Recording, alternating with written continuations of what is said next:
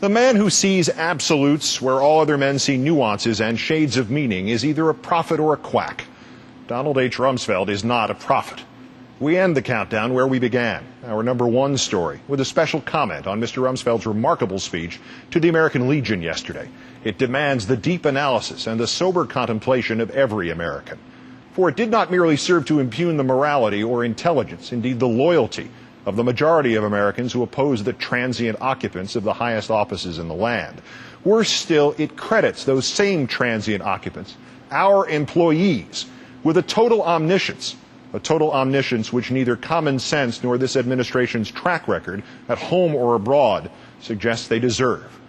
Dissent and disagreement with government is the life's blood of human freedom, and not merely because it is the first roadblock against the kind of tyranny the men Mr. Rumsfeld likes to think of as his troops still fight this very evening in Iraq. It is also essential, because just every once in a while it is right, and the power to which it speaks is wrong.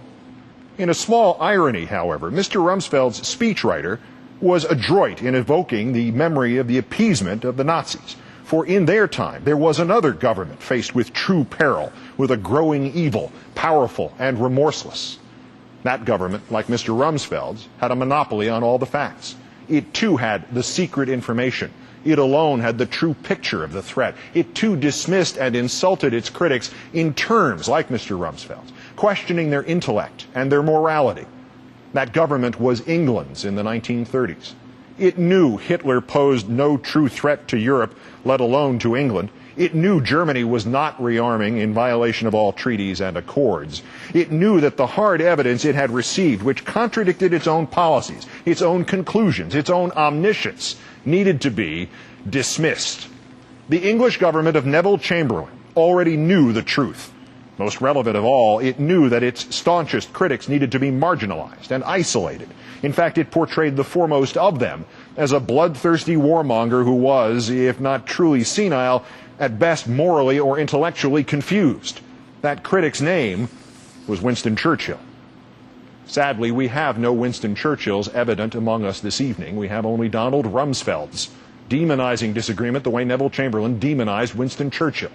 History and 163 million pounds of Luftwaffe bombs over England have taught us that all Mr. Chamberlain had was his certainty and his own confusion, a confusion that suggested that the office can not only make the man, but that the office can also make the facts. Thus did Mr. Rumsfeld make an apt historical analogy, accepting the fact that he has the battery plugged in backwards. His government, absolute and exclusive in its knowledge, is not the modern version of the one which stood up to the Nazis. It is the modern version of the government of Neville Chamberlain. But back to today's omniscient ones. That about which Mr. Rumsfeld is confused is simply this.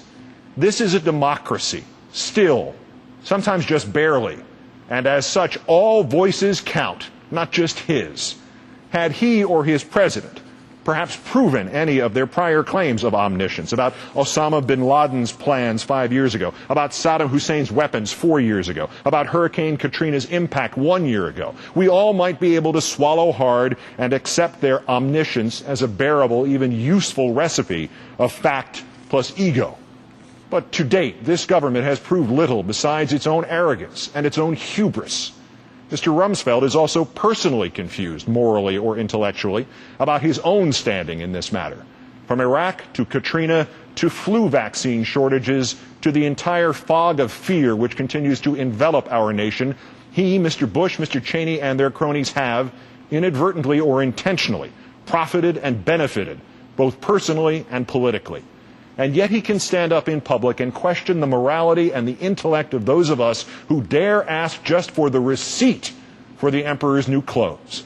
In what country was Mr. Rumsfeld raised? As a child, of whose heroism did he read? On what side of the battle for freedom did he dream one day to fight? With what country has he confused the United States of America? The confusion we as its citizens must now address is stark and forbidding. But variations of it have faced our forefathers when men like Nixon and McCarthy and Curtis LeMay have darkened our skies and obscured our flag. Note with hope in your heart that those earlier Americans always found their way to the light, and we can too. The confusion is about whether this Secretary of Defense and this administration are in fact now accomplishing what they claim the terrorists seek, the destruction of our freedoms, the very ones for which the same veterans Mr. Rumsfeld addressed yesterday in Salt Lake City so valiantly fought. And about Mr. Rumsfeld's other main assertion that this country faces a new type of fascism, as he was correct to remind us how a government that knew everything could get everything wrong. So too was he right when he said that, though probably not in the way he thought he meant it. This country faces a new type of fascism indeed. Although I presumptuously use his sign-off each night in feeble tribute, I have utterly no claims to the words of the exemplary journalist Edward R. Murrow. But never in the trial of 1,000 years of writing could I come close to matching how he phrased a warning to an earlier generation of us, at a time when other politicians thought they, and they alone, knew everything, and branded those who disagreed confused or immoral. Thus forgive me for reading Murrow in full. We must not confuse dissent with disloyalty, he said in 1954. We must remember always that accusation is not proof and that conviction depends upon evidence and due process of law. We will not walk in fear one of another. We will not be driven by fear into an age of unreason if we dig deep in our history and our doctrine and remember that we are not descended from fearful men, not from men who feared to write, to speak, to associate, and to defend causes that were, for the moment, unpopular.